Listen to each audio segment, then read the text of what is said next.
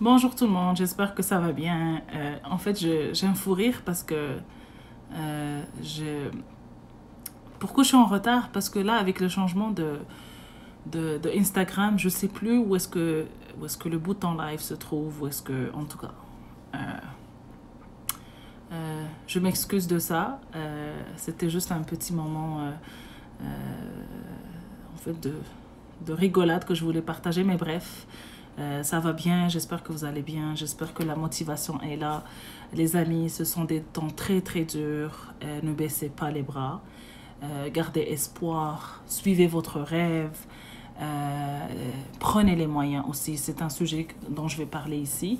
Je pense que ce live-là va durer à peu près 1 heure. Ça va être un live en freestyle, alors je vais répondre aux questions. Que j'ai reçues. Alors n'hésitez pas à me mettre vos questions ici, préparez vos questions. Je sais qu'encore j'ai fait des problèmes quand j'ai voulu créer ma story pour vous annoncer le live. Alors je m'excuse vraiment beaucoup de ça. Je voulais vous dire aussi que en fait je fais ça par amour, je fais ça par amour de partage. Moi, un jour, j'étais à votre place. Moi, un jour, j'avais besoin d'aide. Moi, un jour, j'avais besoin qu'on me donne ces informations-là. Malheureusement, à mon époque, ce n'était pas disponible. Alors, c'est pour ça que je suis là aujourd'hui pour vous aider. Oui, je suis marocaine. Pour les gens qui se demandent si je suis marocaine, ben, je porte différentes nationalités. Bonjour, depuis la France. J'ai déjà vécu en France, alors j'aime beaucoup ce pays. Je pense pour moi, c'était les meilleures années de ma vie. J'étais étudiante. Euh, euh, alors, je veux juste clarifier un point. Bonjour Alania. Je veux juste Kautar, Abir. Je veux juste clarifier un point. Ok. Ce live-là, bonjour Othman. Ce live-là est fait pour parler des études au Canada. Alors, je ne vais pas parler de autre chose à part les études. Je veux vraiment... Bonjour Sohila, ma belle, c'est toi. Oh my dear, I can't speak English right now, but if you have any question, just feel free to send me a personal message and I will be happy to answer your message. Yeah, so, alors, malheureusement, j'ai beaucoup de personnes qui sont francophones. Bonjour Nessima, c'est toujours un plaisir de te voir ici. Donc, j'ai beaucoup de personnes qui me suivent qui sont francophones et qui sont arabophones. Déjà, ça me gêne de parler juste en français parce que je veux expliquer en arabe. Mais en même temps, je me dis, quelqu'un qui veut faire l'immigration, il doit forcément parler soit en français ou en anglais. Fait que si j'ai beaucoup de personnes qui me demandent des stories en anglais, même si je parle en anglais, mais je ne pense pas que je suis bilingue à 100%, mais quand même, je peux faire l'effort de... Thank you, my dear. C'est ça, de parler en anglais. Bref, la story va être en français. On va aborder les sujets des études. J'ai reçu beaucoup de questions, beaucoup de questions. Alors, je vais attendre un autre 3 minutes et je vais démarrer vraiment au vif du sujet. Je vais aussi préparer, je m'excuse, avec les business que je me dis, je vais préparer mon live, je vais avoir ma documentation, mais j'ai toutes les idées ici, alors ne vous inquiétez pas.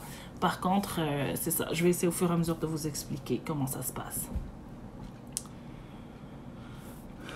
Aleda, je peux pas te répondre. Ok, si tu veux postuler avec ton visa avec un ancien registre de commerce. C'est-à-dire, est-ce que c'est pour prouver tes fonds? Est-ce que c'est un visa étudiant? En fait, les amis, quand vous me posez des questions, que ce soit au live ou en personne, vous n'avez pas besoin de me dire est-ce que je peux vous poser une question? Parce que moi, je vous ai dit que je suis là pour répondre à vos questions, right? So, allez juste dans le vif du sujet, parce que par respect, je dis aux gens, oui, vous pouvez me poser une question, mais à un moment donné, vu le nombre, juste hier, j'ai reçu comme 200 messages. Merci, Sohila. Alors, j'ai beaucoup... Tahiyya al-nas l'Algérie, parce que j'ai beaucoup de gens de l'Algérie. J'ai jamais été en Algérie, mais moi, ma grand-mère est algérienne, mais elle a toujours vécu au Maroc, en fait. On n'avait pas d'attachement familial, mais c'est ça. Puis j'ai des amis algériens ici, puis il y a beaucoup d'Algériens ici, il y a beaucoup de Marocains, beaucoup de Tunisiens. C'est ça. Donc, mon live, ça va concerner les études ici. très très important. Suivez.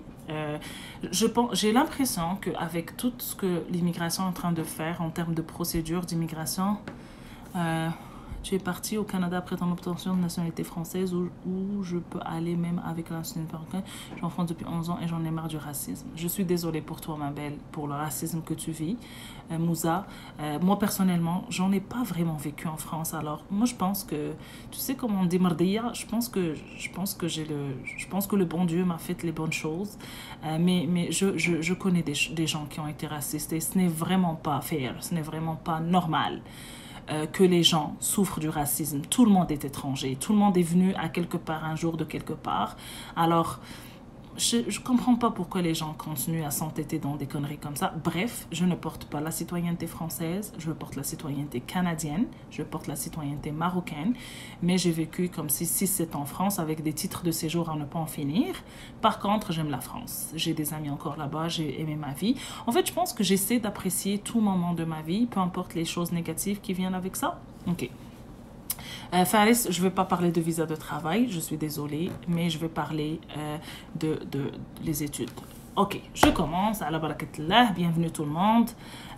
C'est ça. Donc, mon nom est Fatima, mon nom en arabe est Fatem Zahra. Je ne vous donnerai pas mon âge. Je suis une maman de 2 beaux enfants. C'est ma raison d'être. C'est pour ça que je fais tout ça. Tout ce qui entoure ma vie se fait autour de mes enfants. En fait, à travers mes gestes, j'essaie d'inculquer à mes enfants mes principes qui sont le hard working, bosser très dur, que la vie n'est pas facile, mais aussi d'aider les gens et d'avoir un bon cœur. Bref, c'est ça. Donc, je vais juste essayer d'aller au fur et à mesure. Je vais donner un bref 1, 2, 3. Je vais donner... Je sais pas pourquoi j'ai dit ça. Alors, je vis en Algérie, je souhaite étudier le marketing au Canada après avoir réussi le baccalauréat. Que dois-je faire pour m'accepter au Canada? Ok, je vais vous parler de la procédure. Donc, moi, je ne porte pas la citoyenneté française. Donc, je suis venue avec ma citoyenneté marocaine. Ok, donc, pour les études, il faut savoir qu'au Canada, ok, il y a différents systèmes d'études. Il y a un système qu'on appelle le système collégial, qui est différent du système collégial que nous, par exemple, on a au Maroc, ou vous en Algérie, ou en Tunisie, je pense, ou en France. En fait, le collège, ça ne vient pas après le primaire ici. Ici, ce qui vient après le primaire, c'est le secondaire. Et ici, le secondaire, il y a 6 ans. Alors ici, comment ça se passe? Donc, il y a le primaire où il y a 6 ans. Et il y a le secondaire où il y a 6 ans. Donc, c'est la même chose que ça soit au Québec, que ça soit ici. Le Québec, il l'appelle le secondaire. 1, 2, 3, 4, 5, 6. Ici, il l'appelle le junior high pour ce qui vient après le primaire, c'est-à-dire le collège chez nous. Et il y a le high school qui est le lycée. OK? Alors, ça, c'est les systèmes d'études avant la partie université. OK? Je vais développer un peu, puis je vous promets, je vais essayer de répondre au maximum de questions qu'il y a. Alors, vous demandez, ok, le DEP. Je vais parler du DEP parce que j'ai beaucoup de questions par rapport au DEP. Donc, au Québec, comme je vous ai dit, il y a 2 systèmes. Donc, au total, ça fait 12 ans d'études, de la première année de la maternelle à la dernière année du lycée, qui est le high school. Donc, c'est là, les gens sont gradués. Maintenant, ok, et puis suivez-moi bien. Quand les gens ont fini leur secondaire, qu'est-ce qu'ils font? Il y en a qui vont aller sur le marché du travail parce qu'il y a des formations professionnelles. Je pense que c'est comme en France. Ils font des formations plus professionnelles. Je ne me souviens pas du nom du diplôme. Je l'avais en tête, mais je l'ai oublié. Ils vont à un lycée professionnel, puis après, ils vont travailler avec une qualification de quelqu'un qui n'a pas reçu son baccalauréat français ou marocain, whatever. Ici, c'est le diplôme du high school qui est la dernière année de ces 12 ans. Okay? Donc, après avoir obtenu ce high school-là, alors, les gens au Québec, c'est quoi leurs options? Alors, ils ont 2 options. La première option, ok, c'est d'aller s'inscrire à un diplôme qui s'appelle DEP, diplôme d'études professionnelles. Ok? Alors, le DEP, généralement, c'est 3 ans d'études. Ok? Et ça va concerner plus des formations professionnelles, c'est-à-dire technicien en informatique, technicien en laboratoire, technicien en laboratoire, par exemple, je l'ai dit, comptable, agente administrative, les métiers de technicien, technicien en automatisation, technicien en traitement des eaux. Alors, le DEP, c'est un diplôme qui est délivré à travers la finalisation de ces 3 années. Okay. Ce qu'il faut savoir, c'est qu'au Québec, on ne peut pas intégrer directement une université. Je parle des gens, attention, je parle des gens qui ont eu leur baccalauréat, c'est-à-dire leur diplôme d'études secondaires au Québec. Parce que c'est différent pour les étrangers, right? Ok. Alors, pour ces gens-là, entre guillemets, si vous connaissez des gens qui vont être intéressés, n'hésitez pas à les taguer, à les inviter à venir au live parce que je veux vraiment donner des informations méga importantes. Je ferme la parenthèse. Donc, ce que je disais, c'est que au Québec, tu ne peux pas faire l'université sans avoir fait le cégep, qui est le collège, qui est en fait le système collégial qui vient après le secondaire. Donc, la première option qui s'offre à toi pour le collège, c'est le DEP. C'est un diplôme de 3 ans. Et oui, effectivement, le Canada reconnaît ce diplôme-là. Alors, pour les personnes qui veulent s'inscrire de l'étranger, ils ont accès à ce genre de diplôme. Il y a beaucoup de collèges privés. Je vais en donner des noms, mais je ne commandite personne. Peut-être que je vais faire des lives plus tard avec eux. Je vais voir est-ce qu'on pourra collaborer après. Mais moi, personnellement, je connais des amis qui ont étudié dans ces collèges-là, comme le collège Técart, comme Hertzin, comme collège La Salle. Je sais qu'il y a une branche qui existe au Maroc. Je ne connais pas pour les autres pays, mais ce sont, oui, esthétique, design d'intérieur, conseil en immigration, des choses comme ça. OK. Puis c'est la même chose ici en Alberta, ça existe, mais je veux finir par le Québec. Alors, ce que je disais, c'est que c'est le DEP, c'est un diplôme, c'est une formation qui vient juste après le high school. OK. Il y a aussi ce qu'on appelle le AEC, c'est l'attestation d'études collégiales. C'est 2 ans, OK. Ça s'enseigne aussi dans des collèges privés comme ceux-là, OK. Et les étudiants étrangers peuvent y postuler, OK. Généralement, le AEC est fait pour les gens qui veulent poursuivre à l'université. Donc, c'est comme si ce sont des années préparatoires qui sont obligatoires avant d'aller au système universitaire au Québec. J'ai bien dit au Québec. OK? Alors, si tu es étudiant étranger, madame ou monsieur ici, présent, et vous voulez venir faire ça, alors, comment on va faire? Je vais vous expliquer plus tard. Laissez-moi juste terminer le système d'études ici. Alors, encore une fois, ce qu'il faut savoir, c'est pas parce que tu as un DEP que tu ne peux pas aller à l'université. Donc, si tu as un DEP, si finalement on t'a dit... Parce qu'il y a des gens qui se disent, OK, et c'est très smart, OK, c'est très intelligent, parce qu'il y en a qui disent, OK, mais l'université, ça coûte de l'argent. Moi, je veux aller. Puis, la vérité, Zama, pour vous dire vrai, il y a des gens qui vont le faire pour les papiers. Moi, je n'interviens pas à critiquer ou à juger. C'est bon, c'est pas bon. Moi, je vous donne l'information, vous la prenez, vous l'utilisez comme vous voulez. Moi, je connais beaucoup de personnes qui disent, OK, moi, je veux faire un diplôme technique, parce que ça moins de temps, je vais avoir mes papiers plus rapidement et je vais trouver du travail plus rapidement. C'est une réalité, ok? De l'époque où moi je vivais au Québec, c'est-à-dire il y a 4-5 ans, 6 ans de là, les gens qui sortent des DEP, surtout s'ils font des formations genre informatique, automatisation,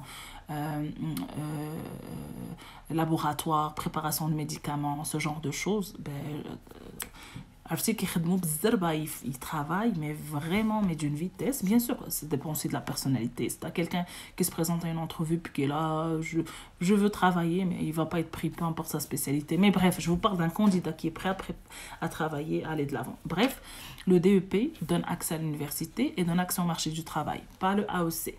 OK? Une fois que vous avez ça, vous pouvez postuler à l'université dans une branche qui correspond à ce que vous avez déjà étudié. OK. Maintenant, en Alberta. OK.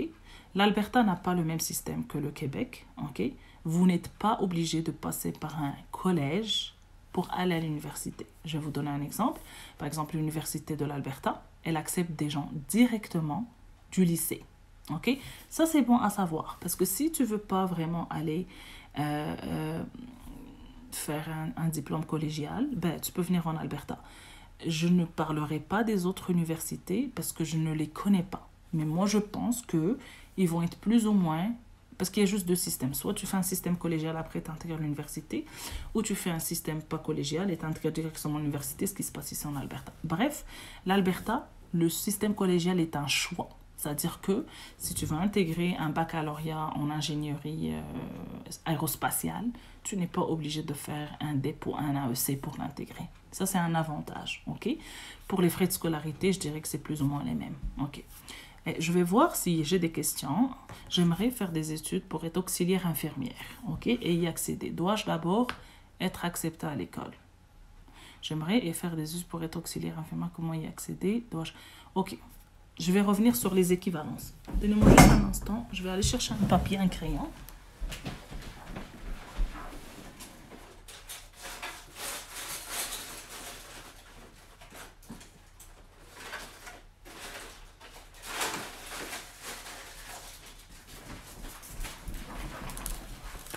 Excusez-moi.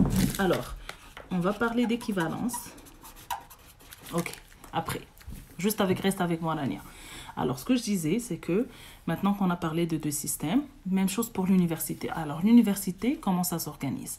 Alors, une fois que tu intègres l'université, peu importe si tu étais au Québec ou ici, alors, il y a ce qu'on appelle les baccalauréats, les bachelors. D'où vient le mot baccalauréat? C'est bachelor en anglais. Ce sont les licences, comme dans nos pays. Alors, le baccalauréat, ça équivaut à la licence. OK? C'est bon? Alors, le baccalauréat, c'est, encore une fois, si tu veux faire tes études de baccalauréat au Québec, je parle des gens qui existent, qui sont déjà au Québec, pas qui viennent de l'étranger, parce que je vais vous parler d'une exception pour le Québec, même pour ici. Alors, si tu veux faire un baccalauréat au Québec, tu dois faire après ton secondaire, après ton baccalauréat européen ou français ou marocain ou whatever, si tu décides de faire un bachelor au Québec, là, en ce moment-là, c'est ce qui va être équivalent, c'est ce qui va faire être équivalent à une licence. Même chose pour la maîtrise, c'est le master, ok? Au Québec, ça s'appelle maîtrise. Ici, ça s'appelle master degree. Puis finalement, on a le PhD qui est le doctorat, ok? Donc, la même chose au Québec, la même chose ici. Ça va? Ok. Alors maintenant, comment aller s'inscrire quand on est étudiant étranger? Non, je reviens à un sujet important. Je connais des personnes, ok, qui n'ont pas eu leur baccalauréat dans leur pays, qui n'ont pas eu le diplôme d'études secondaires, qui n'ont pas eu le bac. Le bac, le lycée, qu'on prend à la fin du lycée, qui ne l'ont pas eu et qui ont intégré, par exemple, l'école polytechnique. Alors, si tu as un baccalauréat, si tu as un diplôme d'études secondaires de ton pays, probablement que tu ne seras pas obligé de faire un D.AEC pour intégrer l'université au Canada. Ici en Alberta, anyway, tu n'as pas besoin de faire ça. Mais je parle par exemple, je parle du Québec. Alors, si tu as un baccalauréat algérien, français, marocain, tunisien, probablement, ok? Ça va être à la discrétion de l'université, c'est selon les dossiers. Je connais même des personnes qui n'ont pas eu le baccalauréat, le diplôme d'études secondaires au pays et qui ont quand même pu rentrer dans des universités. Ça fait un petit bout, ok? Maintenant, j'ai parlé des DEP et des AEC. Maintenant, pour les universités. Ce qu'il faut savoir, c'est que si tu es étudiant et tu veux étudier dans une université, en fait, l'université ici est publique. Alors, il n'y a pas d'université privée au Canada, ok? À ce que je sache. Donc, il faut savoir que, par exemple, au Québec, il y a des universités francophones, par exemple, l'UQAM, l'Université du Québec à Montréal. Il y a l'UDEM, l'Université de Montréal. Il y a des universités anglophones comme McGill, Concordia. Il y a des collèges, des cégeps francophones comme le cégep de Montréal, le cégep de Sherbrooke. Il y a des cégeps anglophones comme Dawson. Et il n'y a pas juste ça, ok?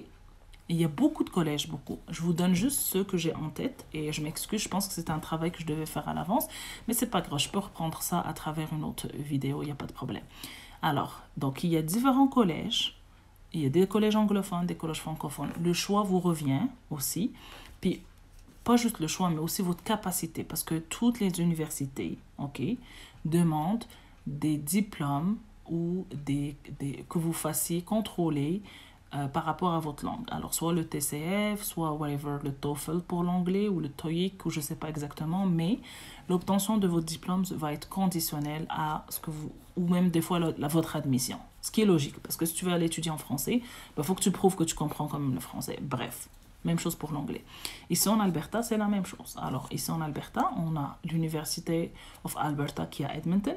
On a l'University of Calgary qui est à Calgary, mais on a aussi l'University of York, l'Université Concordia ici, des collèges privés, on a le NAIT, on a le NAIT qui est une autre université, pardon, on a le NAIT qui est un collège aussi, on a Northwest qui est un collège, on a l'école boréale à Fort McMurray, Boreal College à Fort McMurray, bref, vous avez vraiment le choix. Donc, pour les gens qui vont pour les gens qui vont me poser la question sur les écoles d'ingénieurs, ok? Il faut savoir que la majorité des écoles d'ingénieurs et de commerce au Québec, même ici, sont rattachées à des universités. Alors, on n'a pas vraiment la même notion qu'en France. HEC Paris, ESSEC Paris, ou par exemple au Maroc, HEM au Maroc, ISCAE. Mais, désolé, je ne connais pas beaucoup les écoles en Algérie et tout ça, fait que je ne peux pas donner des exemples. Ici, si tu entends HEC, ben HEC est rattaché à l'Université de Montréal. Fait que HEC se trouve physiquement dans le campus de Montréal et est rattaché. Fait qu'à l'intérieur des universités, ben, vous allez trouver des écoles de commerce, comme par exemple l'UQAM. La majorité des universités ont leur business school et ont leur école d'ingénierie. Par exemple, l'Université de Montréal a sous elle Polytechnique, elle a sous elle HEC, elle a sous elle l'Université de médecine. Même chose pour l'UQAM. L'UQAM, elle a sous elle l'école de sciences de gestion. Je ne sais pas s'ils ont une école d'ingénierie, bref. Moi-même, en fait, pour les gens qui ne me connaissent pas, je suis diplômée de l'UQAM, fièrement diplômée de l'UQAM, de l'école des sciences de gestion. J'ai fait une maîtrise en gestion de projet. Alors, je sais qu'il y a pas mal de curieux ici, mais j'ai déjà fait un MBA et puis j'ai déjà fait d'autres études en France. Bref, donc c'est ça. Fait que j'ai parlé des universités, j'ai parlé des écoles d'ingénierie, des écoles de commerce, j'ai parlé des cégeps. Maintenant, si tu es un étudiant, tu es une étudiante qui veut commencer la procédure, alors comment faire? La première chose à faire, c'est de décider où est-ce que je veux y aller. Alors, plusieurs choses doivent être prises en considération. Le coût de la vie, où je vais aller m'établir, parce que ça ne sert à rien d'aller s'établir à Paris si je ne peux pas payer un loyer. Ok? Le coût de la vie, où est-ce que je veux m'établir? La langue que je parle. Ok? Les formations que je veux. Et le prestige de l'université. Parce que c'est vrai que nous aussi ici, il y a des universités qui vont être plus réputées que d'autres. Ok? Puis vous pouvez trouver le classement des universités très facilement, en fait, sur plusieurs sites. Fait que pour des gens qui... Là, je parle de l'avant-projet. Pour quelqu'un qui veut venir ici, comment il doit faire? Fait que la première chose, c'est de décider où je veux y aller. Il n'est pas anodin ou il serait bête de ne pas considérer le fait que plus l'université reçoit des demandes, plus elle va être plus sévère au niveau de ses critères d'admission. Je ne dis pas ça pour dénigrer l'université de Sherbrooke ou l'université de Montréal ou l'université de Trois-Rivières, mais si tu me dis que tu vas à l'université de Chicoutimi, qui est à Chicoutimi, ou si tu me dis que tu vas au cégep de Matane. Matane, c'est une ville qui est à 7 heures où moi-même j'ai habité, pour vous dire, j'ai fait des sacrifices dans ma vie, dans laquelle c'est juste pour rigoler, dans laquelle j'ai habité et il y a un cégep, c'est sûr que ces critères d'admission vont être plus bas que le cégep de Montréal. Parce que tout simplement, c'est une question d'offre et de demande.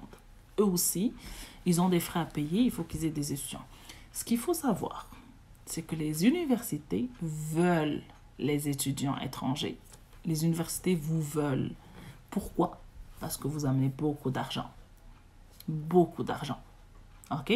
Alors, oui, vous êtes dans une position moins forte parce que vous êtes à la merci de l'admission, vous êtes à la merci de l'immigration. L'immigration, c'est autre chose, parce que l'immigration s'en fout que vous ayez une admission ou pas. Mais ce qu'il faut savoir, que l'université ont des quotas de recrutement pour les étudiants étrangers.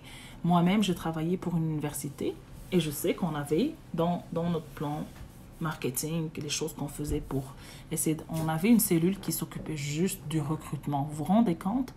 Il y a des gens qui sont payés pour aller chercher des candidats pour qu'ils viennent étudier dans leur université.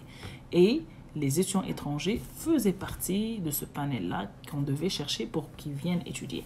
Alors, l'étudiant étranger, ok, ou l'étudiant, moi j'aime pas ce mot-là, l'étudiant international, ben lui, il amène beaucoup d'argent à l'université. Alors, les universités vous veulent. Bref.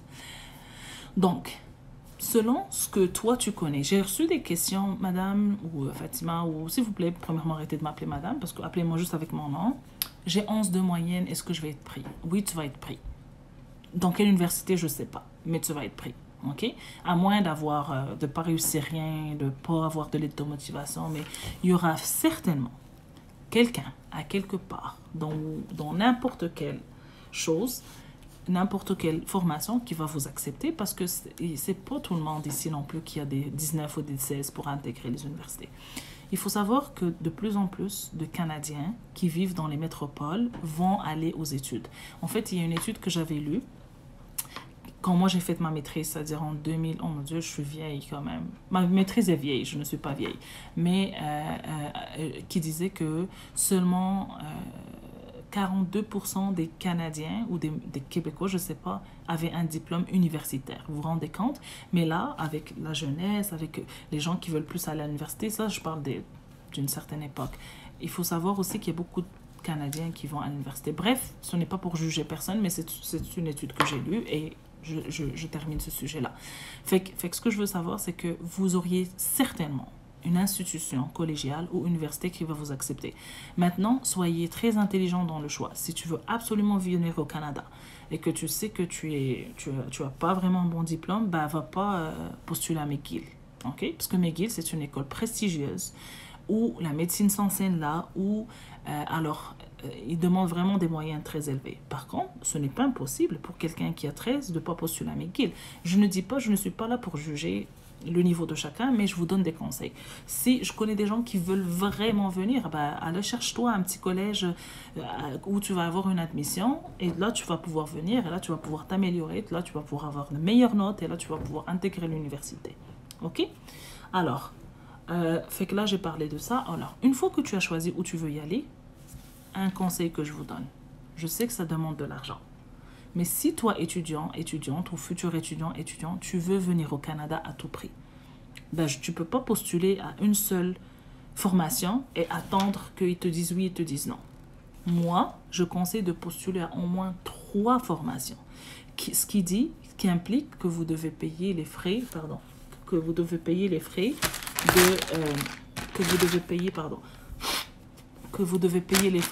pour 3 dossiers d'admission. Je vous conseille de faire la demande pour 3 différentes institutions. D'ailleurs, quand vous faites la demande pour une institution, vous avez souvent le choix entre 2 ou 3 formations. Okay? Alors, quand vous faites la demande, assurez-vous de demander. Si tu veux vraiment venir au Canada et que tu te mets dans la tête que à la session d'hiver, je dois y aller. Je vais parler aussi de session. OK. À la session d'hiver de Veuille aller, qui est d'ailleurs commence en janvier. Je donne un exemple, mais peut-être à une autre session. Je ne sais pas ce que tu as encore le temps de faire ça, mais à une autre session. Bref, postule à plusieurs formations. 1, 2, 3, comme ça. Parce que ça prend du temps. La demande d'admission peut des fois prendre jusqu'à 2 mois. Et des fois, 2 mois, c'est une fois qu'on a l'admission, oui ou non. Ben, si j'ai un non, mon Dieu, qu'est-ce que je fais? Mes sourcils, ils partent avec... Il est beau ce live. En fait, c'est juste un fake. Bref, mes sourcils partent avec... Pardon. Bref, c'est pas important. Fait que se dire... en fait, je suis tellement fatiguée. Je travaille tellement pour vous, les amis. Des fois, je suis à 2h du matin à vous répondre à vos questions. Que... En tout cas... Allah yasmih likum minni wa safi. Bref, pour rire.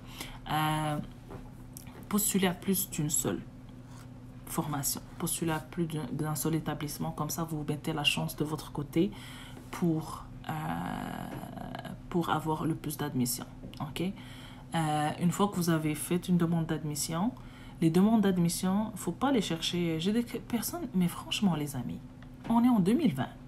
Là, je vais vraiment tirer un coup de gueule parce que ça me prend beaucoup de temps à répondre et je tiens à le dire à ces gens-là. On est en 2020, toutes les formations existent sur Internet. Si tu tapes collège à Montréal, maintenant que je te donne les mots-clés, tu ne dois pas dire collège à Montréal, cégep de Montréal, tu vas voir la liste. Une fois que tu as la liste, tu peux aller. Il y a des sites qui recensent déjà la liste des collèges et tout ça. Fait que va chercher, va faire de l'effort. Moi, je veux pas aider des gens qui veulent que moi je fasse le travail à leur place. Moi, je suis pas là pour faire le travail à votre place. Je suis là pour vous aider, pour vous dire c'est quoi le langage qui est utilisé ici pour le collège, le cégep, l'université. Et vous, c'est à toi d'aller chercher. Il y a des gens, madame, tu peux me dire comme ça, ni bonjour ni rien. Madame, tu peux me dire quelle formation je dois faire? Ben voyons. Ok, bref, je pense que vous m'avez compris. Allez sur Internet, tapez, si vous voulez faire des DEP, des AEC, tapez Collège de Montréal. Cégep de Montréal, vous avez la liste. Tu peux aller regarder, il y a des reviews, il y a des gens qui laissent des commentaires sur ces collèges-là. Il y a des groupes aussi qui existent. Puis moi, je vous donne, posez-moi par contre des questions à ce sujet-là. Si je vois qu'il y a beaucoup de personnes qui sont intéressées par un collège, je peux faire des collaborations et amener une personne pour vous parler de ça. Bref, allez dans les sites et c'est là où il y a les formations. Alors vous pouvez aller dans un site, je vais vous montrer par exemple. Je vais vous montrer ici un exemple que j'ai ici. Donc, Collège de Montréal. Puis encore une fois, ce n'est pas une collaboration. Donc, si je vais sur le site du Collège de Montréal, je vais juste... Je ne sais pas ce que vous voyez bien, mais je pense que c'est pas... Je vais laisser ça comme ça, je pense que vous n'allez pas bien voir, mais je vais faire un déroulé écran plus tard pour vous expliquer un petit peu une admission X, comment elle peut se faire. Alors, allez sur là, vous suivez. Donc là, je suis sur le Collège de Montréal. Donc tout de suite, je vais juste prendre mon téléphone. Je pense que ça vaut la peine que je vous le montre. Alors, la première chose que je vois, c'est admission. Si je vais sur n'importe quel collège, frais de scolarité, inscription aux examens, photos et vidéos, nous joindre. Tu peux les appeler aussi. Il faut savoir ici qu'il n'y a pas de barrière vraiment à contacter les gens. Et vous pouvez les appeler pour avoir de l'information. En fait, je voulais mettre appuyer sur admission. Bref, par exemple, si je vais à admission,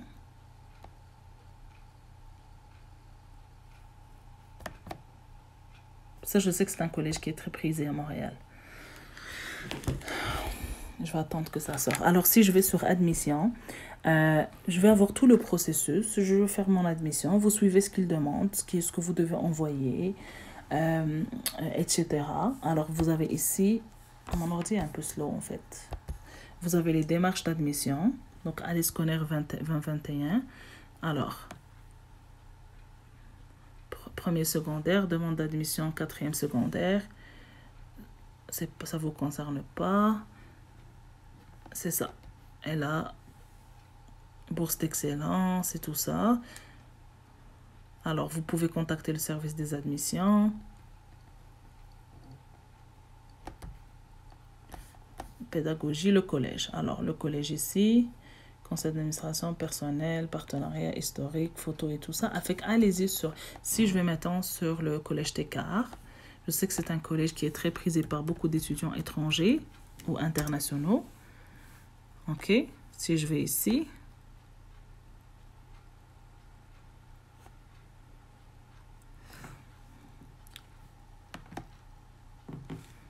alors, donc ça c'est le programme AOC dont je vous ai parlé. Alors ils ont tous ces programmes-là. C'est un collège qui est très, beaucoup de personnes, design, mode, informatique, téléphonie, juridique, commerce international, design, informatique de gestion, instrumentation. Il y a aussi les DEC, électronique industrielle, sciences de la nature, sciences humaines et tout ça. Voilà, vous voyez.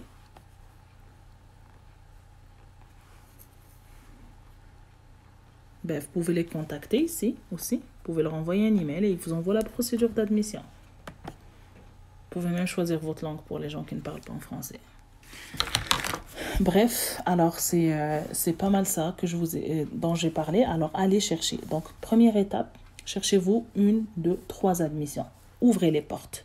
Et c'est parce que si vous postulez une seule admission et que ils vous disent non, ben là, vous avez déjà perdu 2 mois. Il faut recommencer. Puis, il faut savoir ici le système post-secondaire, ce qu'on appelle, que ce soit un système collégial ou un système universitaire, ça marche avec des sessions. Alors ça, j'avais déjà fait J'avais déjà fait un story pour ça, je l'avais enregistré dans mon highlight. Les amis, j'enregistre la majorité de mes stories, ok? Alors, c'est ça. Donc, c'est un système de sessions. Il existe 4 sessions. La première, c'est la session d'automne qui se déroule de septembre à décembre. Généralement, il faut compter un 4 à 6 mois de démarche avant de commencer une session. Fait que si ta session commence en septembre, par exemple, ben, il faut que tu aies déjà fait toutes tes démarches d'admission de visa au moins 2 mois à l'avance, au moins 6 mois à l'avance pour que tu puisses prévenir 1 mois ou 2 mois à l'avance pour te trouver un logement et tout ça. Après, il y a la session d'hiver qui est de janvier à mai. Après, il y a la session de printemps qui est de mai à juin. Ce sont des sessions accélérées, la session de printemps et d'été. Puis après, il y a la session d'été. Alors, ce n'est pas toutes les universités qui font les admissions pour toutes les sessions. Par contre, je pense qu'il y a au moins 2 admissions par année qui sont dans les sessions principales, qui sont à l'automne et à l'hiver. Moi, quand j'enseignais à l'université ici de l'Alberta, on avait 2 périodes d'admission, je pense, ou 3. C'était l'automne, l'hiver et je pense qu'on avait le printemps aussi. Bref. Donc, une fois que tu fais ton admission, là, tu as fait tes choses, ben là, tu vas demander, tu vas comme entamer ta procédure d'immigration, qui est, par exemple, si tu es au Québec, ben c'est le permis, c'est le certificat d'acceptation du Québec, permis d'études. Et après, en ce moment-là, tu peux demander ton visa. Donc, attention, si j'ai un conseil à vous donner, les amis, choisissez l'université qui va vous accepter. Pour le faire, ben, la seule façon, c'est de postuler pour le savoir. Une fois que vous avez reçu votre visa, j'ai reçu beaucoup de questions sur ben, j'ai fait une admission à l'université du Nouveau-Brunswick, mais je compte, quand j'arrive ici, switcher ça à mon DEP. Il faut savoir que c'est quelque chose qui est possible, ok? Parce qu'en fait, généralement, les gens ils ont postulé pour un 4 ans d'études, puis finalement, ils veulent faire juste 3 ans pour qu'ils puissent avoir les papiers plus rapidement. Moi, je comprends. Je ne juge pas, je comprends. Par contre, il faut savoir que l'octroi d'un deuxième permis d'études ici, ça va être à la discrétion d'immigration. En fait, ils vont peut-être vous dire non, comme ils peuvent vous dire oui. Moi, je ne suis pas l'agent d'immigration qui traite votre dossier, mais peut-être ils vont vous demander en entrevue, vous allez donner les mauvaises réponses, je ne sais pas exactement. Mais ce n'est pas quelque chose que je vous conseille de faire. Commencez du bon pied. Commencez pas à faire n'importe quoi avec l'immigration. Ici, l'immigration, si vous commencez à faire n'importe quoi avec eux, là, après, tout devient compliqué. Je ne dis pas que c'est impossible, mais si tu veux venir pour un DEP, ben, postule pour un DEP, man, et viens pour un DEP. Tu comprends? Ok. Alors, j'ai parlé de ça. Maintenant, les frais de scolarité, j'ai déjà fait une story. Pour ça, vous pouvez aller sur le site de l'UQAM, aller la voir dans mon highlight, les études, ici, et vous allez la trouver, comment faire une simulation. Et cet outil de simulation, c'est un outil qui existe dans toutes les universités. Si vous ne le trouvez pas, vous prenez le téléphone, vous appelez, vous dites « Bonjour monsieur, je veux faire une admission dans un DEP, par exemple, en soutien informatique. Combien ça va me coûter ?» Et il y a beaucoup d'informations qui se trouvent déjà en ligne. Vous pouvez écrire aussi des courriels. Il faut savoir qu'ici au Canada, on pose des questions et les gens nous répondent. Les gens, il n'y a pas vraiment de barrière entre le directeur de l'école et le petit étudiant qui veut l'information. Alors, les gens sont tenus de donner l'information. Moi-même, je ne vous le cache pas, je suis intéressée à faire un diplôme en consultation en immigration parce que j'ai beaucoup d'avantages d'aller là. Ben, j'ai contacté ici le collège, je pense, Hertzian Issa Edmonton, puis ils m'ont appelé après 2 jours, puis ils ne m'arrêtent pas de m'appeler, j'ai pas eu le temps de retourner leur appel. Bref, posez des questions si vous voulez aller faire des simulations. Donc, pour les gens qui me disent, j'ai reçu aussi des questions par rapport, par exemple, là, je lis une question, ça demande combien d'argent à mettre dans le compte pour aller, pour venir étudier au Canada. En fait, moi, je ne te dirais pas qu'il y a un seuil. Ce que le Canada veut s'assurer, c'est que l'étudiant va pouvoir subvenir à ses besoins et va pouvoir être concentré sur ses études. C'est pour ça que les étudiants étrangers n'ont pas le droit de travailler, je pense. Puis s'il y a quelqu'un qui a une autre information ici plus correcte que moi, corrigez-moi s'il vous plaît. Les étudiants étrangers ne peuvent pas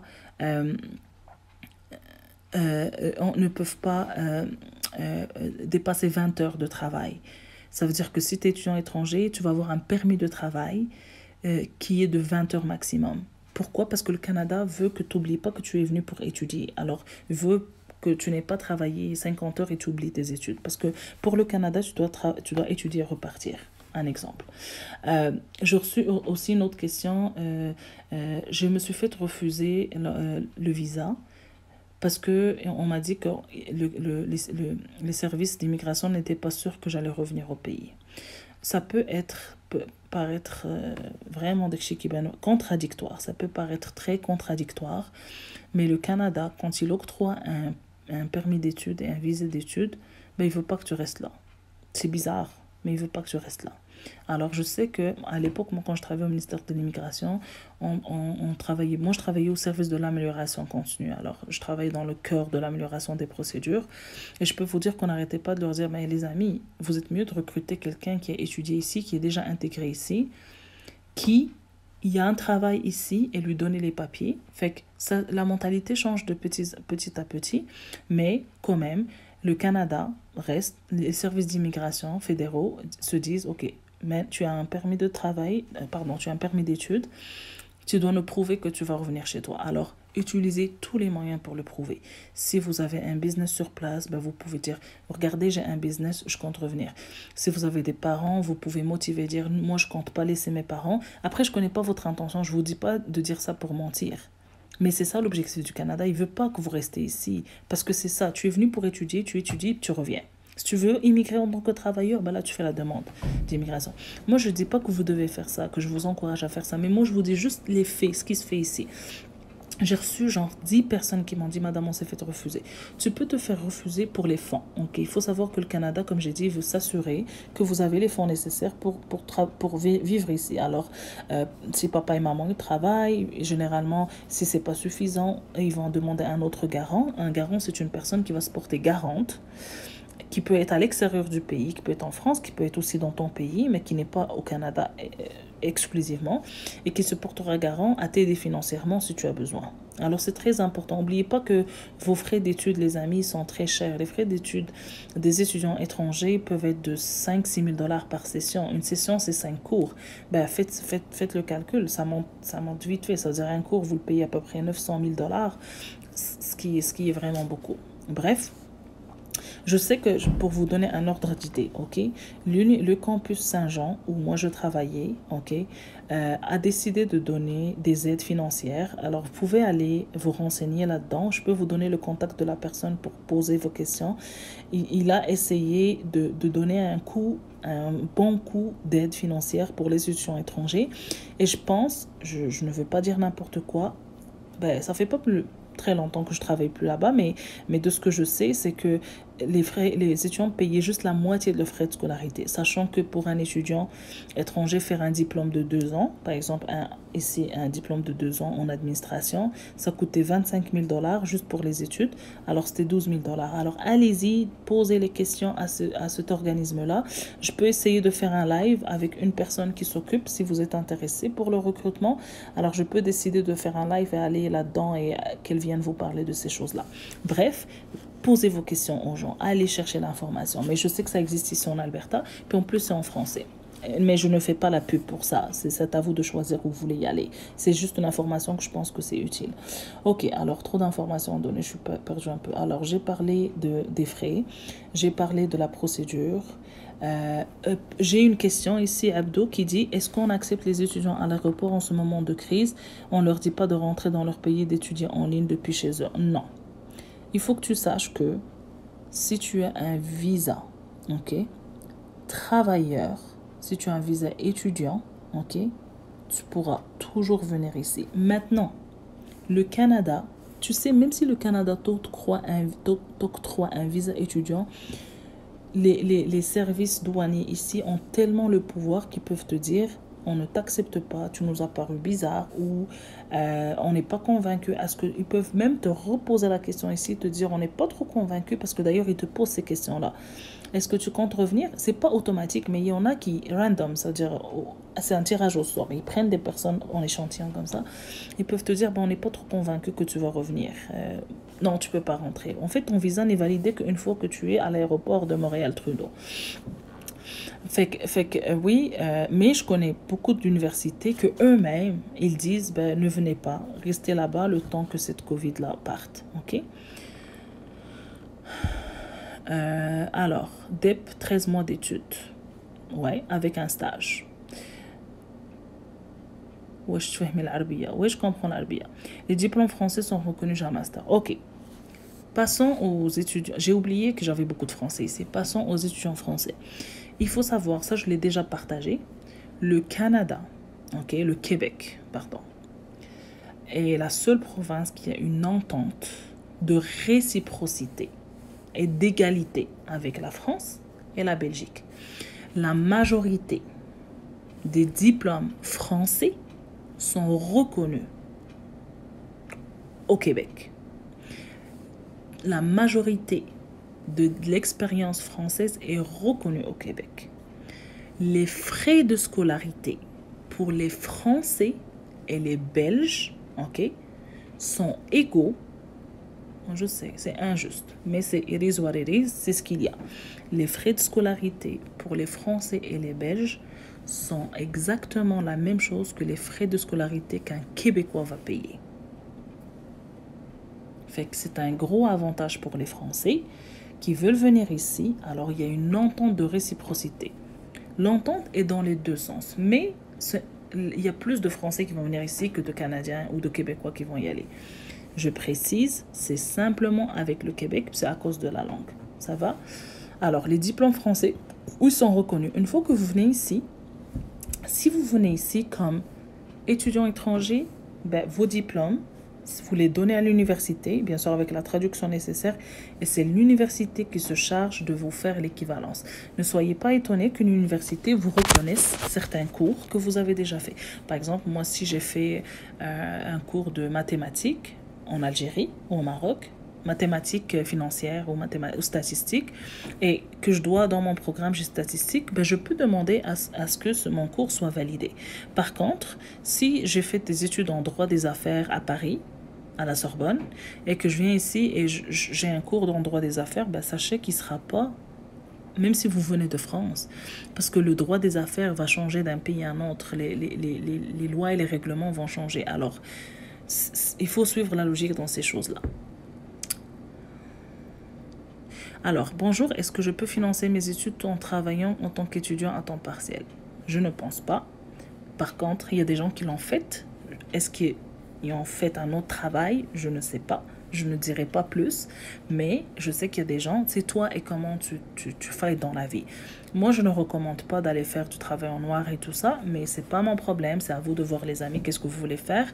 Mais non, généralement, non. Tu ne peux pas financer tes études parce que tu financerais peut-être déjà ta nourriture, ton loyer, subvenir à tes besoins, ton billet d'avion quand tu veux repartir, ton médecin, ta couverture en assurance, tes livres et tout ça. Par exemple, moi, quand j'ai étudié, j'ai fait mon master, ben, j'achetais des livres. Par session, ça pouvait me coûter jusqu'à 400-500 $ juste les livres. Aide mon loyer, aide ma nourriture, aide mes dépenses, aide mes sorties, aide je sais pas quoi. Alors, c'est beaucoup d'argent. Alors, moi, je pense pas. Le DEC, c'est 3 ans, ok. Là, je vais aller, il faut compléter les 1800 heures. Can I study in Alberta without ELTS and how I get after study? Oui, tu peux étudier en Alberta, mais, tu dois obligatoirement... En fait, par exemple, moi, l'université où je travaillais, ce qu'ils demandaient, et je trouve ça tellement pas logique, ce qu'ils demandaient, c'est à la fin de ton diplôme, ben, tu dois prouver que tu passes ton TOEIC avec un niveau, je sais pas quoi, ou ton TOEFL 680, ou niveau 6, ou je sais pas quoi. Mais en fait, l'étudiant, il a déjà fini ses années. Il n'a pas besoin de prouver qu'il parle en français ou en anglais. Tu comprends? Par contre, par exemple, l'université où je travaillais, la branche francophone, même si c'était en français, ben, étant donné que tu partais sur un marché de travail qui n'est pas bilingue, parce que l'Alberta n'est pas une province bilingue, ben, tu devais prouver quand même que tu parlais en anglais, que tu étais prêt, sinon tu ne pouvais pas obtenir ton diplôme. Les amis, posez-moi vos questions. Je pense que j'ai donné trop d'informations en mode narratif. Fait que posez-moi vos questions au fur et à mesure. Donc, les diplômes français sont reconnus, oui, pour certains. Je ne sais pas est-ce que tous les diplômes d'ingénieurs sont reconnus, mais par exemple, moi, j'ai des gens de la famille qui sont venus avec des diplômes d'ingénieurs, qui se sont inscrits à l'ordre des ingénieurs ici pour faire... parce qu'ici, au Canada, tu ne peux pas exercer...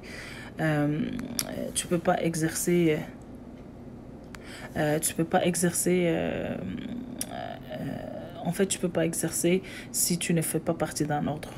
Bonsoir, je suis la dame qui vous a envoyé un message. On a eu le PPR, mais entre-temps, ma fille est née. On a envoyé un email, mais il ne reste que jour de nous déposer le visa. S'il vous plaît, vous avez un conseil. Je vais te répondre au privé parce que je veux vraiment répondre juste sur les choses. Bref, oui, entre deux, si pour les gens, parce que c'est pas tout le monde qui est célibataire, pour les gens qui ont des familles, si vous avez un changement de statut et que vous avez fait une demande à quelque part, ben, il faut informer l'immigration de votre changement de statut. Et si vous recevez, ok les amis, attention à ça, si vous recevez un permis de travail, un permis d'études, une résidence permanente, un visa pour venir, essayez de venir dans les temps et les délais qu'ils vous donnent. Si on brûle les premiers papiers qu'on nous donne au Canada, il est très difficile après d'obtenir. Par exemple, j'obtiens un permis d'études, ou là, mon papa, ma cousine, ma mère, il leur arrive quelque chose, je ne peux pas venir. Ben, il faut savoir que le Canada, c'est pas un pays qui veut donner 30 000 chances. Pourquoi? Parce que le Canada a des quotas. Et quand ils donnent un certain nombre de permis d'études, par exemple pour l'Algérie, et que là, toi tu décides, monsieur ou madame te dit, oh, ben, je veux pas aller là, il fait froid, je vais aller l'été, ben, tu as pris la place de quelqu'un, tu as brûlé la place de quelqu'un qui lui aurait été peut-être déjà prêt à venir ici. Alors faites attention, moi je l'ai déjà vu, je ne l'ai pas vu que moi-même, mais faites attention avec vos choses. Si vous avez un visa, si vous avez une résidence permanente, venez les valider, quitte à revenir après, faire vos choses là-bas, mais venez valider vos papiers ici. Ok, donc infirmière auxiliaire, c'est un DEP. Oui. Je vous ai répondu en DM, j'attends toujours votre réponse. كلمة عربي, ok. حبيت ندفع ديب direct, ما عنديش باك, عندي أمل يقبلوني visa. Bah, premièrement, ma belle, tu dois parler soit en français ou en anglais.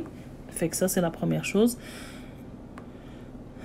Oui, tu peux déposer un DEP ou un DEC ou pardon, un DEP ou un AEC, ben un DEC, pardon, ou un AOC, même si tu n'as pas ton bac. Ok, حبيت ندفع ديب direct ما عنديش, ok. Peux-tu nous parler de Collège Boréal Toronto? Je ne le connais pas personnellement, je ne pourrais pas te donner mon avis là-dessus, mais si tu veux une admission, ben, tu as juste qu'à aller sur leur site et tout ça. Je ne connais pas personnellement vraiment les collèges à Toronto. Vous pensez quoi des formations offertes chez l'Université de McGill? McGill, c'est une des universités les plus prestigieuses du Canada, alors oui. Je ne sais pas, est-ce que IELTS required in Alberta? Alors, je ne sais pas est-ce que le IELTS est required in Alberta, mais je sais que peu importe où tu veux y aller, tu dois prouver que tu parles soit en anglais ou en français. Diplômes français sont reconnus, j'ai un master finance. Quelle est la meilleure formation dans DEP? Alors, il n'y a pas de meilleure formation. Moi, je ne suis pas quelqu'un qui est très technique. Alors, moi, j'ai eu plus une carrière en gestion. J'ai travaillé dans un département d'ingénierie dans une compagnie au Québec. Mais je gérais des programmes, je gérais des projets, je gérais une équipe sous moi qui faisait des projets. Alors, c'est vrai que j'étais dans un département d'ingénierie, mais ce n'est pas quelque chose que j'aimais. Alors, premièrement, qu'est-ce que toi, tu aimes? Dans ce que toi, tu aimes, essaie d'aimer quelque chose avec lequel tu vas trouver du travail. Je vais donner un exemple. Je le sais que les métiers techniques tels que l'informatique, là je peux juste pour reprendre AEC, programme DEP.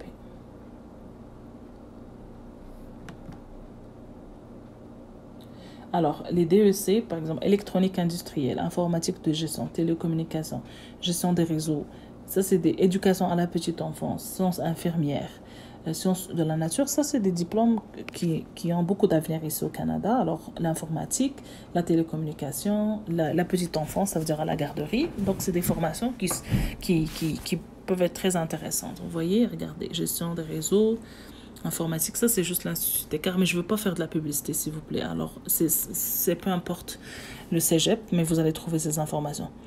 Secrétariat médical aussi, ça c'est très demandé, ou hygiène dentaire, ça veut dire que tu travailles avec le dentiste, donc l'hygiène. Agent conseiller juridique aussi. هذا العام ديت الباك من المستوى المادي ما يسمحليش باش نخلص كاع التكاليف نقدر نبلوكي العام ونخدم. OK. Bonne chance, Mo, c'est une bonne chose. Oui, si vous n'êtes pas prêt pour un projet d'immigration ou un projet d'études que vous venez étudier ici, ben, travaillez sur vous. Si vous n'avez pas la langue, allez chercher la langue. Si vous n'avez pas les moyens, allez travailler pour avoir les moyens. Si vous n'avez pas l'expérience nécessaire, là je parle pour les autres projets d'immigration, pour les autres processus d'immigration, ben, allez vous chercher de l'expérience. C'est pas impossible. Diplôme, tu peux faire une formation dans le même domaine. Si c'est un domaine qui t'intéresse, oui. Diplôme de master en économie monétaire et bancaire, je peux faire une formation presque dans le même domaine, oui. Pour faire un DEP en Alberta, on a juste besoin du bac, diplôme et relevé, c'est ça. Moi, Kamel, je pourrais pas te dire c'est quoi que tu as besoin. Pour savoir ce que tu as besoin, tu dois aller sur le site de l'université et télécharger la liste de documents. Les amis, s'il vous plaît, on est en 2020. Si vous voulez postuler à quelque chose, il faut aller sur le site du collège ou sur le site de l'université et vous regardez la liste des papiers qui vous demandent. On ne peut pas commencer à dire, oh ben j'ai besoin juste de ça et ça. Non, il y en a qui vont demander autre chose, mais généralement, c'est les relevés de notes, c'est le diplôme, c'est les lettres de recommandation de tes professeurs, etc. Je suis infirmière en France, puis je travaillais en tant qu'infirmière clinicienne en Alberta, en Ontario. La meilleure chose pour les personnes qui ont un métier réglementé, c'est-à-dire infirmier, médecin, ingénieur, juge, avocat, il faut contacter les ordres. Par exemple, au Québec, il y a l'Ordre des infirmières du Québec. Ordre des infirmières du Québec. OK? Vous pouvez leur écrire un courriel, vous pouvez les contacter, vous pouvez les appeler. Ici, vous voyez? Alors, je vais appuyer dessus. Vous savez, la majorité des questions que je reçois, les gens, je pense qu'ils prennent pas le temps d'aller regarder. Et ça montre, moi, la motivation de la personne. Je reçois des gens, des profils, tabarakallah alayhum. Ils ont cherché de l'information. Ils me posent des questions vraiment, mais juste des questions qui doivent se poser. D'autres personnes qui n'ont même pas fait l'effort d'aller chercher, commencez par aller chercher, à faire l'effort pour aller chercher où est-ce que l'information se trouve. Et si là, vous ne trouvez pas, ben là, en ce moment-là, je pourrais vous aider. Mon PC, il tourne encore. Ok. Alors, vous voyez Ayoub Amri ici qui est un ami que je connais. Ben, lui, il n'a pas de bac, ok. Et il a pu faire une formation. Ayoub, si tu peux nous parler un petit peu plus, quelle formation tu as pris? Je suis algérienne, j'ai un master en anglais, je veux faire une formation d'aide-soignante. Bien sûr, tu peux faire. Un autre sujet important, la reconversion. Ici au Canada, mais chez IB. Ce n'est pas mauvais, ce n'est pas mal vu de changer de métier. Si tu es technicien en informatique et tu veux aller travailler dans une garderie, ou si tu es technicienne en informatique et tu veux aller travailler dans une garderie ou comme hygiéniste dentaire, ben, tu peux faire ça. C'est pas parce que tu n'as pas de background. C'est sûr que tu vas pas faire un doctorat en hygiène dentaire ou tu vas pas faire un doctorat en la psychologie de l'enfant, mais you can start from the scratch. Tu peux commencer à aller sur une autre formation qui est totalement différente de ton parcours. اوكي نحب نجي اكتر ونتمكن فيها تنصحيني بكيبك. نحب انجلي اكتر ومتمكن فيها. Non, ما نصحكش بكيبك. Si tu n'es pas francophone, je ne te conseille pas d'aller au Québec. Le Québec, c'est une province qui protège la francophonie. OK? Et c'est beaucoup plus large que ça. Alors, au Québec, il faut parler en français. Il y en a des personnes qui ne parlent pas en français. Mais moi, je pense que tu ne serais pas à l'aise si tu ne parles pas en français. Oui, c'est vrai. Alejandra ou Alexandra, ce n'est pas toutes les formations qui se donnent avec un DEP ou un AEC. C'est vrai, les amis, il y a des formations comme l'éducation, ok? Si tu veux être enseignant du primaire, ben, tu ne vas pas aller étudier ça avec un DEP, tu dois aller à l'université. Par contre, tu peux faire une formation en petite enfance à travers une garderie, ok? Ouais, moi je suis une folle des études. سلام راني دروك مركيت في كوليج نسيتي شحال مصاريف التسجيل. Les frais vous allez les trouver sur le site. Ma fille s'est inscrite à l'UQAM pour un baccalauréat en droit, j'espère qu'elle sera prise et que moi aussi qu'on pourra tous venir. Oui Rani, Inch'Allah, tout est possible. Ma chérie, je suis prof au lycée de matière génie civil et j'ai master 2 en travaux publics, je veux immigrer au Québec. Est-ce que je peux travailler en enseignement directement et quelle matière? Tu peux travailler à l'enseignement. Maintenant, au Québec, c'est les postes d'enseignants. à l'université sont très prisés, mais tu peux commencer comme chargée de cours. Tu peux être étudiante. Il faut savoir aussi qu'une fois qu'on arrive à un niveau master, on peut être ce qu'on appelle un assistant enseignant. On peut nous-mêmes enseigner à l'université et donner des cours comme chargé de cours. Merci Mélanie. Les diplômes sont les mêmes, questions de qualité. Par rapport à quoi? Je ne comprends pas, Emma, ta question. Est-ce que les diplômes français sont reconnus? Comme j'ai dit, il y en a certains, oui. Est-ce que je peux payer les frais de scolarité avec le travail étudiant? Non. Le problème, c'est que les universités vont accepter les personnes, mais les agents qui donnent un visa n'acceptent pas les étudiants. C'est vrai. Les universités vont donner l'acceptation, mais l'immigration, c'est un autre. Alors, c'est deux procédures. Il y a la procédure d'admission, puis il y a la procédure d'immigration. Ça coûte combien un doctorat au Québec? Généralement, les doctorats, ils trouvent un mentor, c'est-à-dire quelqu'un qui va financer. Parce qu'un doctorat, c'est pour généralement inventer quelque chose, aller faire la recherche sur quelque chose.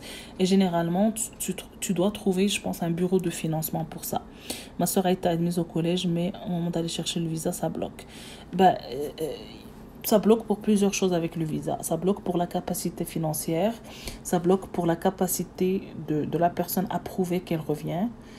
Généralement, ça peut bloquer pour ces deux. Le fait d'intégrer le Toronto, est-ce que ça change pour intégrer le marché du travail? Sérieusement, non. En fait, au Canada, on n'a pas la mentalité oh, tu viens de McGill, alors tu es le meilleur. Non. Tu peux venir de l'université de Trois-Rivières ou de l'université de Chicoutimi, mais que tu as une putain d'expérience. Je m'excuse du mot. Alors, ici, ce qu'il faut savoir, c'est que c'est l'expérience qui prime. Je veux juste un petit peu dévier du sujet. Moi, qui est devant vous, j'ai, je dirais, facilement 15 ans de carrière, ok? On m'a jamais demandé de montrer mon diplôme. C'est pas vrai. Quand j'ai travaillé au ministère de l'Immigration, on m'a demandé de prouver mon diplôme, ma maîtrise, tout simplement, pas parce qu'ils voulaient valider que j'avais une maîtrise, mais pour m'assurer, pour qu'ils s'assurent quelle échelle salariale je vais avoir. Parce que dans les ministères, dans les organismes comme ça, publics, généralement, les métiers sont syndiqués. Donc, il y a un syndicat. Il y a vraiment des grilles et des ententes très claires en interne qui disent, quelqu'un qui a un bachelor, c'est 50 000 $. Quelqu'un qui a une maîtrise, c'est 60 000 $. Qui à chaque fois on doit payer les frais de cher, je suis en plein dedans avec ma grille, ok. Diplômes français sont reconnus, ça je l'ai reçu, et surtout, merci ma belle. Voilà, là au début j'étais perdue avec les mots baccalauréat, c'est en cherchant que j'ai compris que c'était une licence, en effet, et c'est l'objectif de mon live, c'est vraiment aussi d'expliquer le système ici, qui fait droit en Algérie, qui veut immigrer au Canada, qu'est-ce qu'elle doit faire, comment pour trouver un travail ou refaire des études. Si tu veux refaire des études, tu n'es pas obligé de refaire des études en droit. Tu peux te convertir, tu peux décider d'aller faire des études avec un DEP qui offre une spécialisation que tu aimes, comme j'ai montré précédemment. Et tu fais, comme je viens juste d'expliquer, l'admission et tout ça. Est-ce que tu peux parler du transfert de l'université ODEP? Ok, comme j'ai dit, le transfert à l'université ODEP, premièrement, si vous venez avec une admission ici et que vous voulez faire un transfert, c'est quelque chose qui est possible. Ce n'est pas impossible, ok, mais ce n'est pas garanti. La première chose, il faut aller chercher une admission dans les autres. Même si tu es à l'intérieur de la même université, dans le même département, non. Par exemple, si tu veux faire une maîtrise coopérative et tu veux aller... c'est un sujet dont je veux parler. Si tu veux faire une maîtrise de style stage professionnel et après tu veux switcher pour une maîtrise de recherche, là je peux comprendre que tu n'es pas obligé de faire une demande d'admission. Mais si dans la même université, tu as décidé de faire... parce qu'il y a des universités où il y a le collège et l'université en même temps, comme l'université de l'Alberta, et que finalement tu dis, je veux aller de éducation à sciences infirmières, là il faut que tu demandes une admission, il faut que tu soumets ton admission à l'immigration, puis il faut que l'immigration décide de t'accorder ou non un autre permis. Ça va? Pouvez-vous nous expliquer comment ça se passe pour les bourses pour les résidents permanents, surtout pour l'Alberta? Y a-t-il des astuces particulières? Oui, il y a beaucoup de bourses qui se donnent, que ce soit en Alberta ou au Québec. Il y a certaines bourses qui se donnent pour les étudiants étrangers. C'est des bourses internationales. Mais ce qu'il faut savoir, c'est qu'une fois que vous devenez résident permanent ici, Et c'est ça ce que beaucoup de personnes font. Ils vont faire un DEP, ils vont attendre de devenir résident permanent, puis travailler, puis après ils vont aller à l'université. Et il y a ce qu'on appelle des prêts et bourses pour les étudiants qui ont un niveau scolaire qui est bon, qui ont un bon dossier et qui peuvent motiver ça. Fait qu'il faut savoir qu'il y a des bourses qui se donnent. Donc chaque université a une liste de bourses. Alors si vous allez... mon Dieu, mon PC, il a vraiment du mal. Si vous voulez si vous allez, par exemple, si je vais à l'université of Alberta, ici, et je vais mettre ici, et je vais juste aller chercher bourse.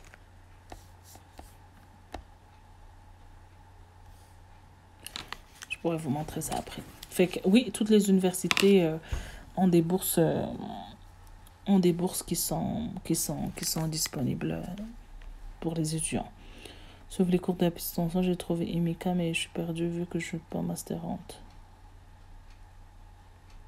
Ok, je n'ai pas compris masterante, qu'est-ce que ça veut dire, mais petite enfance, tu peux l'étudier partout. En fait, le DEC, c'est un bon diplôme. Je veux dire, les gens, ils travaillent avec ça, il n'y a pas de problème.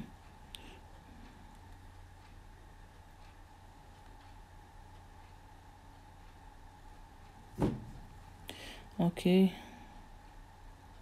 Ouais, donc c'est 20 heures de travail. Comment s'appelle le métier d'aide-soignante au Québec? Car j'aimerais étudier dans ce domaine. C'est infirmière auxiliaire. Alors, en fait, pour le métier d'infirmier, donc il y a infirmière, il y a infirmière auxiliaire, il y a préposé aux bénéficiaires. Alors, le préposé aux bénéficiaires, je pense que c'est quelqu'un qui va s'occuper juste de la propreté et des soins corporels, en fait, du patient. Infirmière auxiliaire, je pense qu'elle fait une partie de ça, mais elle peut donner des médicaments et tout ça. Puis infirmière pratiquante ou quelque chose comme ça, je ne saurais pas vous dire. Allez sur le site de l'Ordre des infirmières du Québec, vous aurez plus d'informations. Alors oui, 20 heures, c'est vrai, 20 heures durant ces études qui peuvent travailler temps plein et les temps de vacances. Préposé aux bénéficiaires, aide-soignante, c'est ça. Diplômes français sont reconnus. Oui, j'ai répondu à ça. Le coût, j'ai répondu à ça. Si vous mettez ces coordonnées ces coordonnées, s'il vous plaît. Ok, l'équivalence, s'il vous plaît. Parle-nous de l'équivalence des diplômes. Ok, alors l'équivalence des diplômes, encore une fois, j'ai dit, c'est vraiment l'université qui décide en fait de l'équivalence. Ils ont un département spécifique qui va faire l'étude. En fonction de leurs critères. Alors, c'est ça. Pour immigrer la première fois, il faut mieux aller au Québec. Je n'ai pas de nationalité française. Sérieusement, ok, pour les gens qui sont en France et qui veulent venir au Québec, tu n'as pas besoin d'avoir une nationalité française pour commencer les procédures à partir de la France. Il suffit juste que tu t'aies habité un bon 6 mois en France et tu as un titre de séjour valide. Alors, je vais DEC parce que je vais faire ici en Algérie avec un stage de formation au Canada. Assistance maternelle en France est reconnue au Québec. Ça, je sais pas. Est-ce que l'agrément d'une assistance maternelle? Non, c'est pas vrai. Au Québec, je sais pas, mais je sais par exemple, moi, je suis propriétaire d'une garderie ici, alors j'ai des employés. Et une de mes employées vient de Belgique et elle s'est faite reconnaître son diplôme ici en Alberta même. Puis elle a eu le niveau 1 qui est un niveau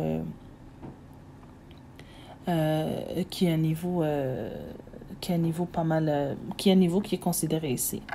Comment m'inscrire au DEP d'ici l'Algérie directement? Je vous ai montré comment vous inscrire. Je vais faire ici en Algérie avec un stage de formation. Quelles sont les bourses pour les résidents permanents? Et il y a beaucoup de bourses, vous pouvez aller les trouver sur leur site. Attends, je suis juste en train de faire. Je sais pas qu'est-ce qu'il a mon ordi aujourd'hui. Bref, j'espère que j'ai répondu à pas mal de vos questions. Je vais aller... peut-on décrocher un permis de travail à partir de l'Algérie? Oui, mais j'en vais pas en parler. La TELUC. Ok, la TELUC, c'est ce que... la TELUC, c'est une université en fait où les étudiants étudient à distance.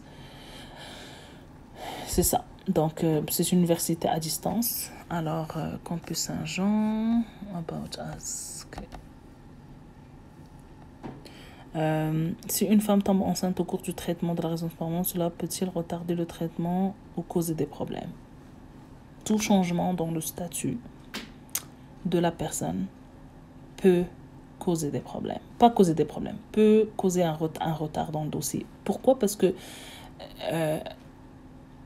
en fait, je dis n'importe quoi. Si une personne tombe enceinte, elle n'accouche pas avant qu'elle ait les papiers pour y aller, ça c'est correct. Parce qu'une fois que tu vas être rendu là-bas, c'est là où tu vas pouvoir faire ton accouchement.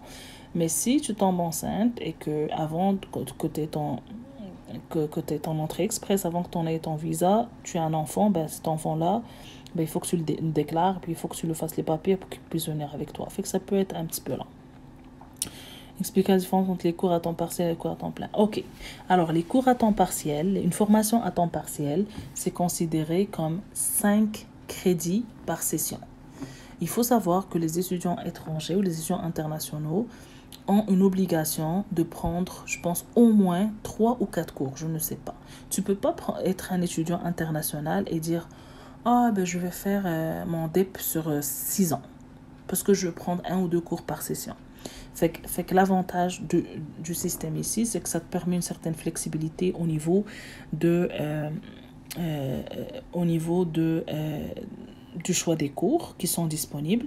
Par contre, je sais que les étudiants étrangers ont un minimum de cours à prendre et ils ont aussi un certain délai pour compléter la formation. Par exemple, moi où j'étais, c'était un diplôme de 2 ans, mais ils te donnaient 3 ans pour le compléter. Au cas où tu échoues un cours, au cas où tu décides de prendre juste 4 cours, parce que pour certains étudiants, par exemple, quand ils viennent ici, vous allez remarquer beaucoup que vous êtes admis avec des conditions, dont le test de langue, mais aussi des fois, pour vous admettre dans une formation, il vous faut un niveau de maths. Par exemple, si tu veux faire une formation en informatique, ça te prend un niveau de mathématiques que peut-être que tu n'as pas pu prouver. Alors, ils vont te donner une admission conditionnelle. Et une fois que tu es ici, tu vas devoir prendre des cours pour améliorer ton maths et passer des examens. Je ne vais pas parler du soutien familial, pour les visas de soutien familial, parce que j'ai dit que ça va être juste pour les études. Marsila, non. La formation en administration des affaires, moi j'ai une formation en administration des affaires aussi reconnue que notre formation de géologie. Est-ce que c'est demandé? Ça dépend de la province. Avoir une famille, des enfants, est-ce que handicapant pour avoir le permis d'études? Non, ce n'est pas handicapant pour avoir le permis d'études. Mais ils peuvent te demander de prouver que tu vas subvenir à leurs besoins. Ça peut être beaucoup d'argent. Ok, je suis un étudiant en chirurgie dentaire. Est-ce que c'est mieux de continuer des études en Algérie et migrer au Canada ou c'est mieux de continuer au Canada? Mon cher Akram, ça va vraiment dépendre où tu vas y aller. Mais par exemple au Québec, ils ne reconnaissent pas les études de médecine pour les étudiants qui viennent du Maroc et de l'Algérie et tout ça. Alors ça va être vraiment ton choix. Ça va être vraiment à toi de voir qu'est-ce que tu veux faire. Bonjour, pouvez-vous nous expliquer les différences entre les cours à temps partiel? Fait que c'est ça, partiel, une session c'est 5 cours. Quand on prend 5 cours, c'est considéré qu'on est étudiant à temps plein. Si tu prends moins de 5 cours, ça veut dire, je pense que c'est 3 et moins, c'est considéré à temps partiel. Par-nous sur le visa pour un soutien de famille, ça j'ai répondu. Le TCF est-il nécessaire pour un visa d'études? Le TCF est nécessaire, ça va vraiment dépendre de l'université qui va t'accepter, c'est quoi la condition qu'elle va te donner. Je veux faire un DEP directement, est-ce que je peux avoir la résidence permanente? Ben là, tu veux faire un DEP. Fait que c'est quoi avoir, je sais pas c'est quoi le point avec la résidence permanente. Tu fais un DEP, tu demandes un permis de travail si tu veux travailler après, puis là, tu postules pour la résidence.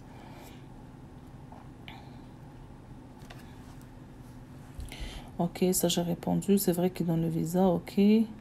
Coucou Fatih, je suis en France depuis 50 ans qu'étudiant, j'ai Master 2, le plus récent dans les ressources humaines. Est-ce que je suis obligée de faire une équivalence une fois là-bas? Oui.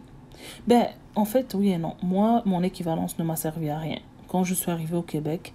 Parce que c'est ça qu'on te dit. Une fois que tu immigres, tu es mieux de faire une équivalence. Je parle pas des gens qui vont aller faire des études. Quand tu veux faire des études, ben, l'université, elle va voir tes diplômes, elle va voir les cours que tu as fait, elle va juger de l'équivalence de diplôme que tu as. Si tu es résident permanent et tu arrives, tu n'es pas obligé de faire l'équivalence. Moi, personnellement, elle m'a servi à rien. Je les ai mes diplômes d'équivalence, mais je les ai jamais utilisés. C'est éducatrice spécialisée ou éducatrice à la petite enfance. Comment s'appelle au Canada le métier d'éducatrice d'animation à la jeunesse?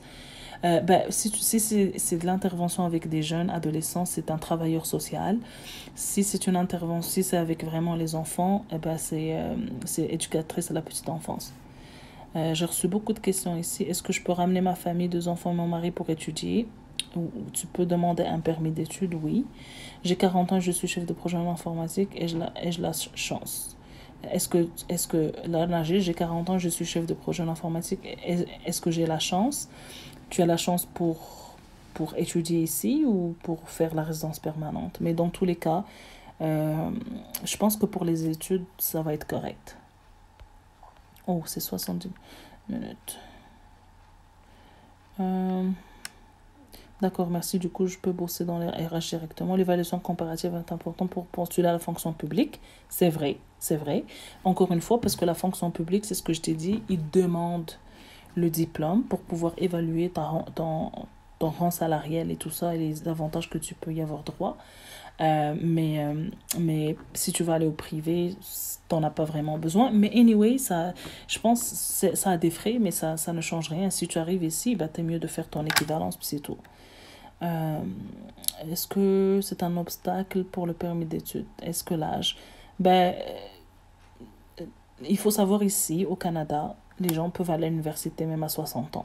Par contre, est-ce que ça cause un problème avec l'immigration? Je pense qu'à un moment donné, je pense qu'il va y avoir une certaine limite d'âge pour faire ça.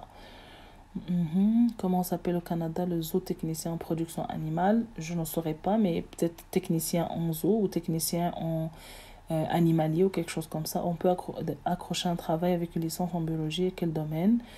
Peut-être, si tu as une licence en biologie, c'est peut-être plus le domaine des laboratoires et tout ça, des hôpitaux. Je pense que j'ai répondu à toutes les questions. Ça m'a fait plaisir de vous retrouver dans le live. Merci beaucoup, beaucoup d'être là. Je pense que 75 minutes, ça fait pas mal beaucoup. Je vais continuer à vous donner de l'information, continuer à m'envoyer des questions. Je vous souhaite à chacun et à chacune beaucoup de choses positives. Accrochez-vous à vos rêves, retroussez vos manches, et allez rechercher l'information. Le Canada, il faut savoir, c'est un pays d'opportunités qui se donne aux personnes qui savent les saisir. Alors, la mentalité dans nos pays est totalement différente de la mentalité ici. Si tu travailles fort, si tu as tes affaires, si tu prends de l'initiative, si tu vas de l'avant, si tu as de la persévérance, ben sache que tu vas y arriver, mon gros et ma belle, et tout le monde qui me suit ici. Envoyez-moi des questions, allez chercher l'information. Donnez-vous une chance pour réussir à vos rêves, accrochez-vous à vos rêves. Si vous avez besoin d'apprendre l'anglais, allez-y, apprenez-le où est-ce que vous êtes. Si vous avez besoin, moi je conseille aux gens de prendre plus de temps et de s'assurer d'avoir un beau profil. Parce que l'immigration n'est pas facile. À venir ici, même en tant qu'étudiant, ça demande beaucoup de courage et beaucoup de persévérance. Alors sur ce, je vous souhaite une très belle journée et je vous dis à très bientôt. Merci pour les beaux cœurs que je vois ici. Ingénieur en environnement, petite dernière question. Et tu veux venir au Canada? Oui, il y a du travail, surtout avec les pétrolières. Aussi, il y a du travail dans les mines au nord. Pour résumer, une maîtrise en administration d'affaires avec une licence en biologie, ça peut être difficile. Alors, il faut quand même que les formations... Est-ce que je peux faire une maîtrise en administration des affaires alors que j'ai une licence en biologie? Je ne pense pas, ma belle, parce qu'il faut que les formations concordent et il faut aussi savoir qu'il y a une certaine logique. Donc, une maîtrise, c'est après une licence. Normalement, une licence qui est un bachelor, tu devrais avoir déjà fait des cours qui vont te préparer à la maîtrise. Fait que si tu fais, je sais pas moi, un diplôme en esthétique et tu veux venir étudier en médecine, pouvoir commencer à quelque part à zéro. Bon, sur ce, je vous souhaite une belle journée. À très bientôt. J'espère que vous avez apprécié ce live. Bye.